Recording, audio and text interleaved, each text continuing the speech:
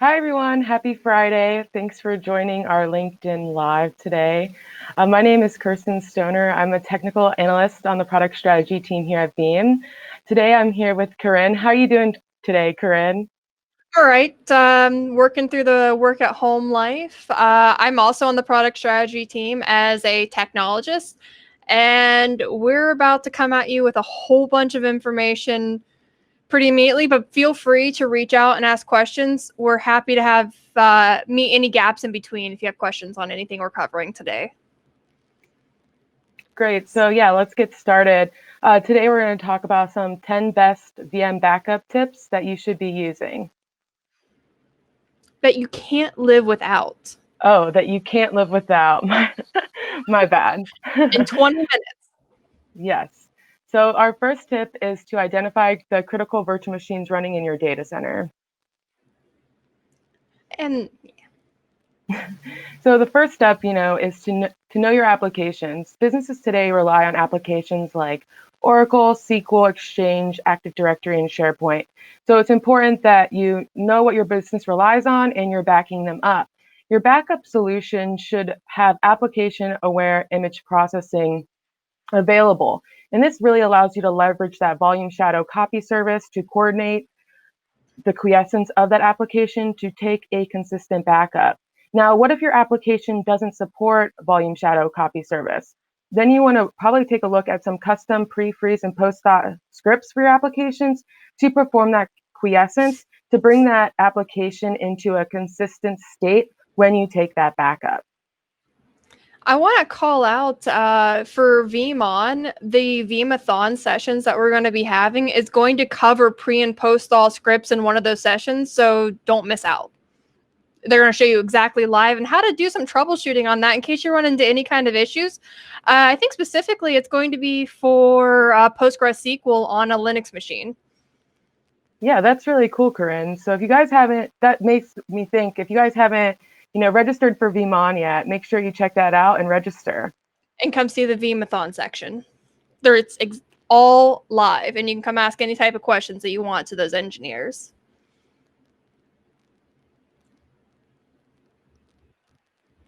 Oh, next slide, please.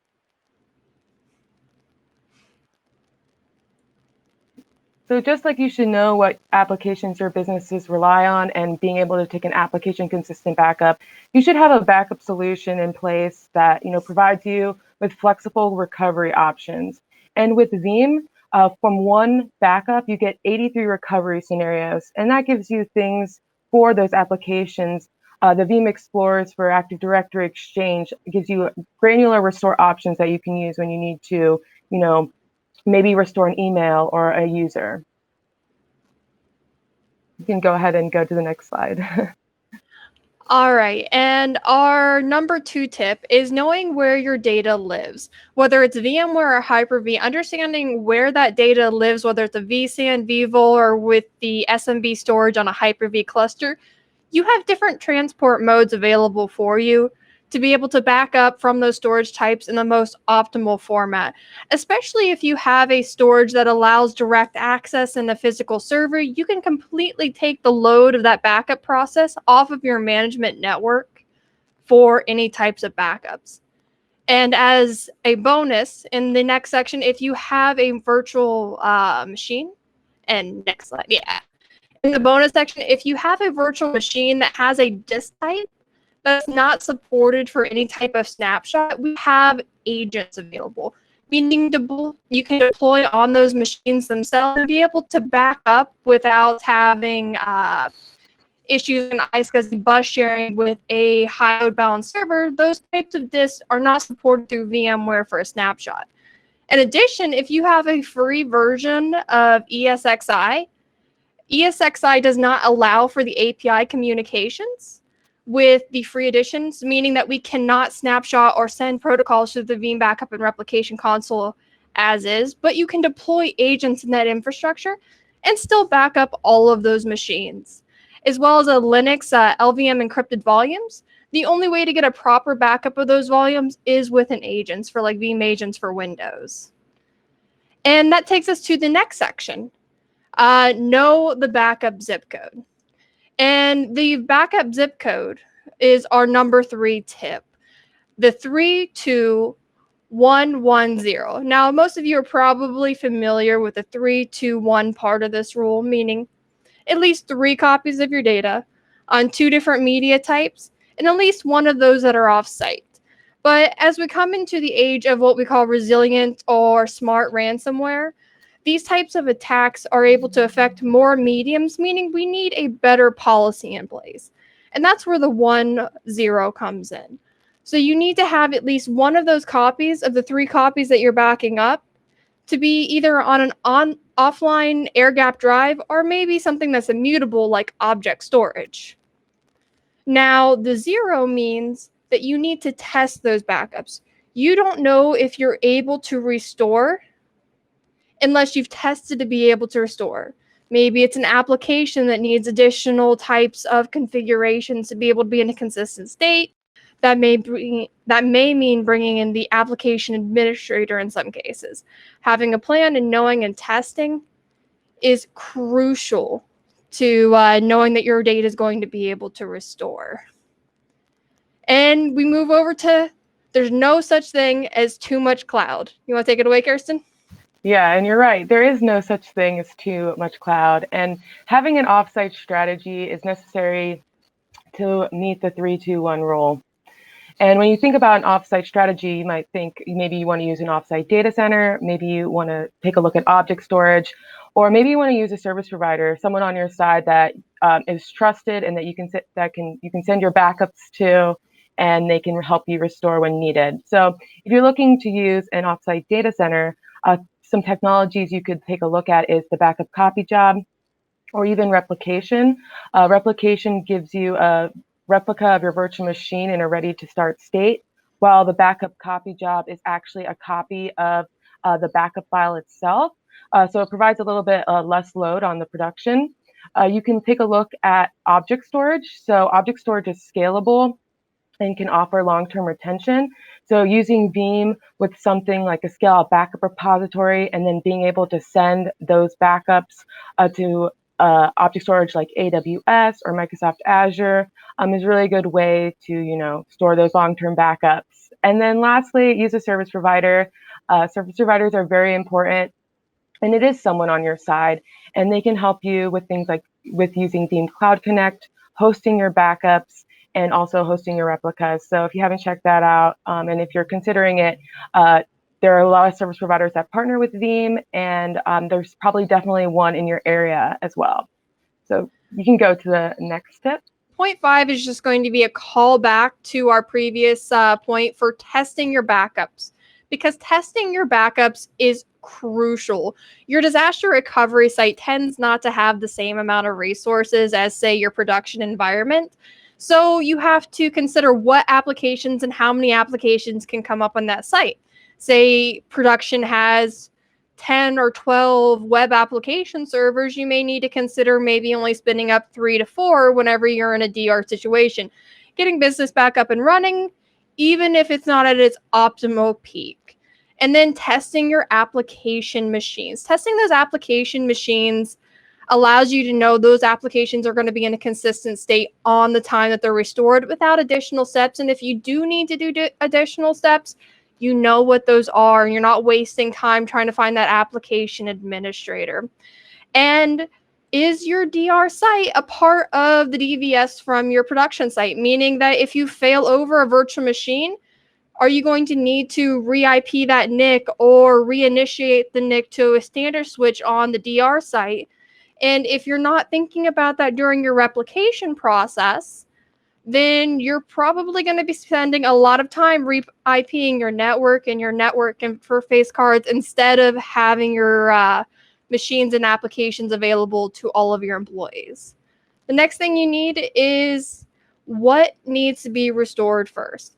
In most cases, you're going to want to restore your domain controller before you restore something like a Exchange server, so that that domain controller in Active Directory services has the availability to route to that domain or that new Exchange bring up. Now, nothing compares to testing. And we have 2 applications that allow you to test. One's going to be our Sure Backup software, which integrates directly with backup and replication. You're able to test on an interval cycle. And Veeam Availability for Orchestrator, which is pretty much your entire DR plan in an application, which allows you to not only test your applications, but have excellent reporting. And moving on to our bonus section. So we have this all is backed by something we call Datalabs. Datalabs allows us to not only verify the recoverability, but test maybe problems and software patches. So you're not testing those patches in your production environment. The Datalabs allows you to test patches and upgrades in a isolated environment right next to your production environment. That way you know it's going to work if you need to roll that out to production. And this also has led way to what we call staged restore. Staged restore allows you to inject code or a script into a restore process. So say you have a database and you're a part of the GDPR infrastructure, meaning that if someone revokes the right to be forgotten, you technically cannot restore that database with that user's data being in there. We're able to inject a code to remove that user as it's being restored. And that's same technology has been put into Secure Restore, which I think is one of our biggest fights against ransomware, is knowing when that ransomware attack actually happened.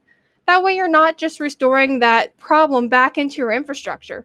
This allows you to use any native antivirus that you have that has a CLI access to scan that restore point to make sure that there's no known hash in there before you restore that back to your production environment. And that allows you not to just exacerbate the issue when restoring. And that takes us directly into disaster recovery. Kirsten, you want to take it away?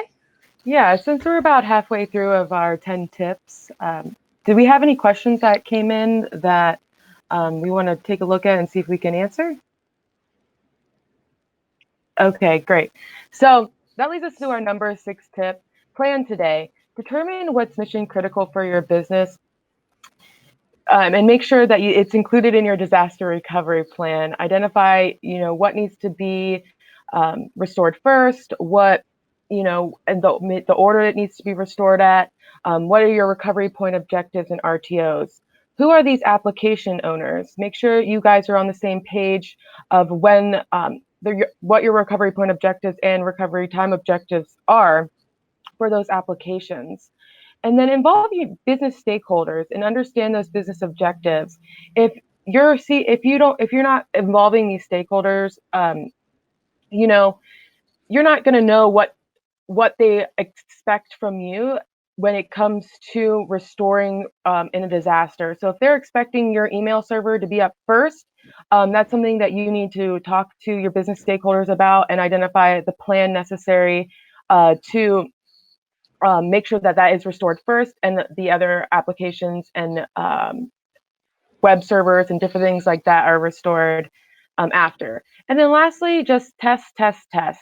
You don't want to, when an error happens or maybe a major outage or maybe the data center turned up in flames, you don't want to go back in to you don't want to go to your disaster recovery plan without having it tested, tried and true.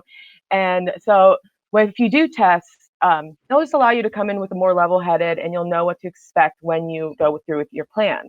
And that gives us to our bonus tip, Veeam Availability Orchestrator. This is a tool that you can use that provides automated DR testing. It will give you reports and documentation, so you can go into Availability Orchestrator and say these applications require this amount of RTO and RPO, and it actually goes in and runs like if in a disaster, and you can test it. And so it's a really cool tool that you can use. And then it's role-based access. So it's role-based access to orchestrate planning, testing, and resources. So Karinne, do you want to go ahead and talk about business continuity, our 7th tip? Yeah, business continuity and disaster recovery get used side by side so often, but the terms have their own identity.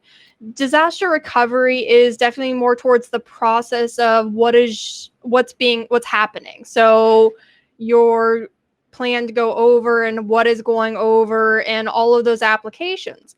Business continuity falls in the sector of what you were talking about. What needs to be restored first? What does the business expect to be restored first in order to be operational? The term business continuity is pretty much, you could call it, what do you need to be functional? So your mission critical applications. And I think knowing the difference between these terms can help you understand how to make a disaster recovery plan that you are able to use. And that takes us right into number 8. Security, security, security. Being able to secure your data. So there are several different kinds of ransomware out there, and a couple to point out is there's the Ramsey ransomware, which will inject code into an external drive so that the next time that you plug it in based on a cycle, it'll automatically encrypt all data on that drive, meaning that if you plug it in to access it, you've already lost that data. So that takes away from some of that offline media rotated drives. And then we have the Robinhood ransomware, meaning that there's a ransomware that will steal your data to their server. And then they will tell you, I'm going to release your business critical data unless you pay us money. And that's a lot harder to recover from than say, hey, I need to restore a whole bunch of things, but I don't want to pay them all that money. I have to pay them, otherwise my business data is going to be released. So it's not a one-step fix-all solution, which is why we have so many different security options. We can encrypt your data at rest, which would protect against that ransomware for Robinhood ransomware. Your data traffic, which everyone knows, all types of networks are breeding grounds for attacks. Rotated media. You may be hit by the Ramsey ransomware, but it's worth to have that offline data in case there's a different type of resilience ransomware that hits you, meaning that you have something offline and air gapped. Or using tape and tape vault. Tape is so cheap that you have no excuse to be able to not pull out a couple tapes in the rotation pool and keep them offline where they cannot be injected. And of course, object storage with object lock. And I really like the way that Amazon lists this on their website. They call it a worm equivalency, meaning you can only write once, read many to this directory, meaning no one in your organization, no one from Amazon, no one from anywhere can overwrite objects that you've sent to the storage. So being able to send not only a copy off site, but having that data locked where no bits can be changed can be invaluable in some cases when you need to be able to recover that data. And I think this is probably the golden rule, the rule of least privilege. If someone doesn't need access, you shouldn't give them access, and you shouldn't have credentials that have access to everything. You should think about having credentials per application that don't have the same password, or having something off the domain that doesn't even have privileges on the domain. So you don't have a domain administrator running out there rogue. And I think this is probably one of Kirsten's favorite sections, which is tip number 9 we have here, which is monitoring. Oh, yeah, definitely. We did have a couple questions come in. We can maybe answer before we get into this last section here. A question from Nadeem. What is the best option for DR site, as to go with a physical DR site or a cloud-based DR site? And I think there's really pros and cons to each of those solutions. If you have the option to do physical, I say there's many benefits there. A cloud-based is a little bit more flexible. You can, do something like an instant VM recovery into AWS and get your machines up and running in literal no time. Karinne, do you have anything to add about that question? I would say the OpEx versus CapEx model comes into play here, and I think we're running in a hybrid age. If you have a secondary site, like 2 business locations, you already have a start to a DR site, and anything that you have extra would be excellent to send up to the cloud. So having a hybrid cloud situation cloud being your pseudo cloud between sites for a private cloud and a public cloud solution is what I would recommend to almost any customer. Use what you Yeah, have and then expand on that. yeah, that's some great advice. So let's hop back into our monitoring section here. And this is our number 9 tip to help with your VM backup best practices. Have a solution that provides you with infrastructure monitoring, being able to take a look at how your environment is operating and gaining that visibility into the virtual environment can help when you're identifying bottlenecks, when you need to take a look at improving performance, seeing how your resources are being used, and maybe which machines require more resources than others is something that a monitoring tool can really help benefit you with. It helps plan for network and storage resources, especially when it comes to backup. You can see, this is how much backup repository space I have. This is how much change is occurring within my virtual machines. And then it allows you to, accurately address planning for capacity for the future. It also can take a look at your environment before you actually start taking backups. So you can take a look at your data store performance and make sure that it can handle the backup processing. You can take a look at when your backup windows are, set for, and make sure that your backups are fitting those windows without affecting, any performance of the data store or your network. And end users aren't experiencing any issues when they're trying to access their machines. So a monitoring tool can come in real handy when taking a look at that those type of factors, and also just making sure that your data center is running the best that it can. And as a bonus tip, we always like to talk about Veeam One and some of the great things that it provides our customers. If you're using Veeam Availability Suite, you already have Veeam One. So you can, if you haven't, set it up and installed it, you should get started with that today. And Veeam One provides a comprehensive view of your entire environment. So it takes a look at your virtual environment and your backup environment, and it really provides visibility into your backup jobs. So you're going to be able to monitor your backup jobs with Veeam One, see if they successed or failed. You can see how the different backup components are being used. Maybe you have, a couple proxies in your backup environment, and one of your backup jobs isn't finishing in the time that you need it to. So maybe you need to add another proxy. Maybe you need to enable something like parallel processing for your backup jobs to make sure you meet those backup windows. It also helps you plan for the future.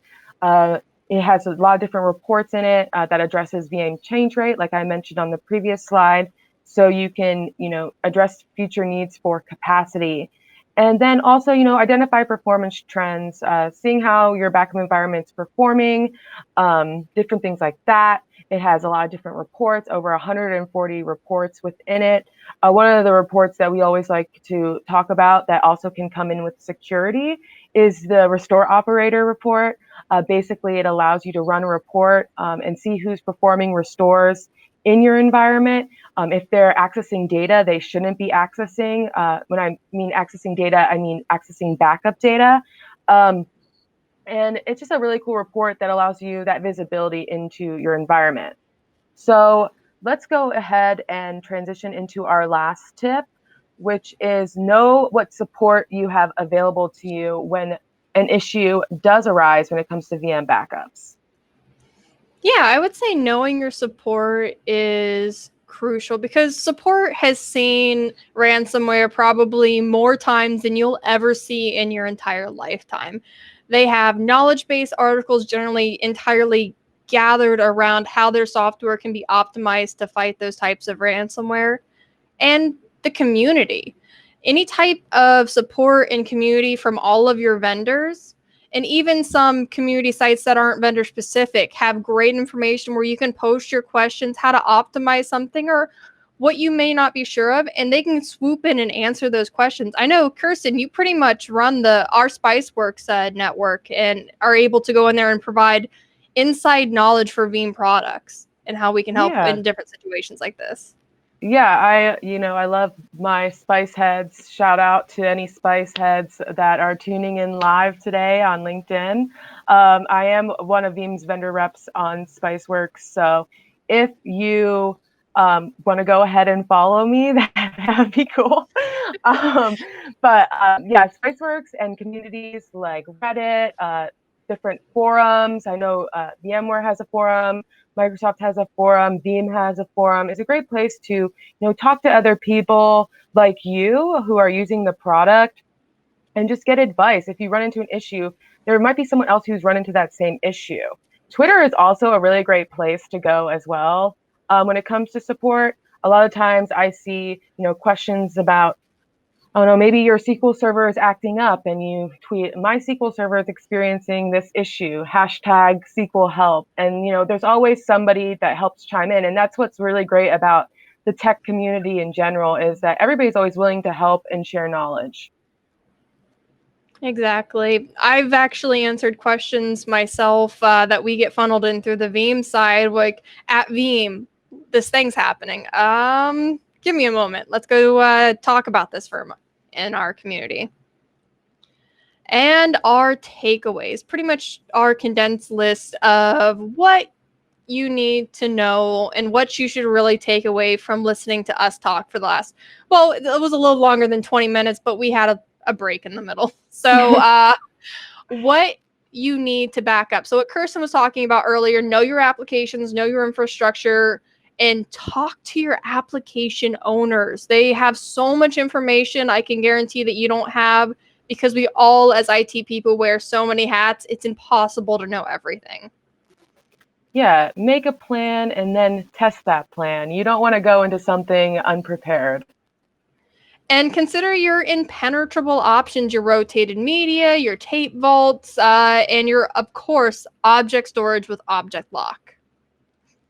And, cloud can be your friend, especially when it comes to mastering that backup zip code of the 32110 rule. Cloud can definitely be your friend. And, consider those offsite options when you need to make those extra copies of data. And your compliance requirements and regulations. A lot of the time that any type of compliance and regulations are breached is just because simply your IT admin didn't know what was required, or the conversation and memo wasn't passed along. Being in the know and having meetings about these regulations and requirements for your business can be invaluable to planning for your backup and disaster recovery plan. Yeah, and utilize your support options. Like we mentioned, you have the IT community support, you have customer support. So definitely check out different support options and use the resources you have, because everybody's always willing to help. And monitor your infrastructure. There's no reason not to use one of even 100 tools, not to mention Veeam One, to monitor your infrastructure and your backup infrastructure and make sure your backups happen and they're happening in the time that you expect. If your backups aren't happening, you're not getting your data stored. So I would say that's probably way up there on the check yourself list. Yeah, definitely. So that's all we have for you guys today. If you guys have any questions, make sure you put them in the chat. We love to answer them. So just see, do we have any questions that came in? We did get one question earlier I saw. They were asking about what the Veemathon was. The Veemathon at Veeamon is going to be a new event, or new type of event. It's entirely ran by support, and they're going to demonstrate and demo different industry standard tools, advanced configuration, know-hows, and doing most of it live through a lab configuration so that you can see what it looks like to work with your infrastructure when it entails working with Veeam software.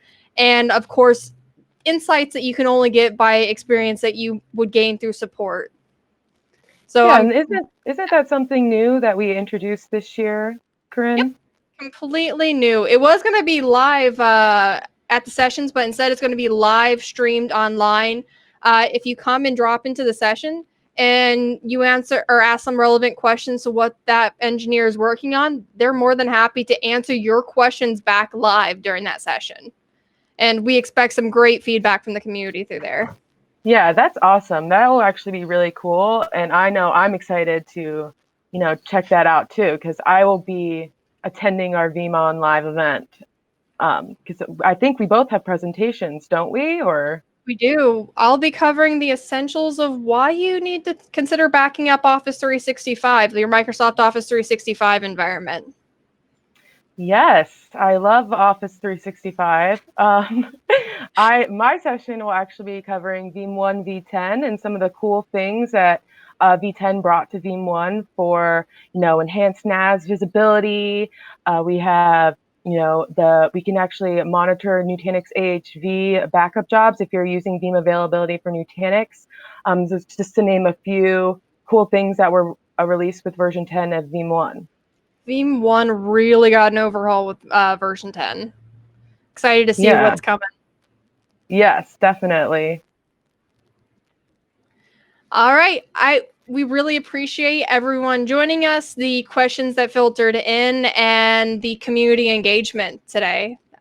We look forward to seeing you come back to this channel, and don't miss VeeamON. It's a completely free event, and you should come register and see us. Yep. Thanks, guys. Bye.